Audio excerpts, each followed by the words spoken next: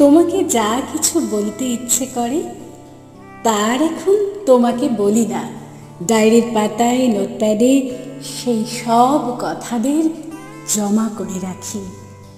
কখনো বা তোমার ইনবক্সে লিখে আবার ব্যাকস্পেসে মুছে ফেলি সব।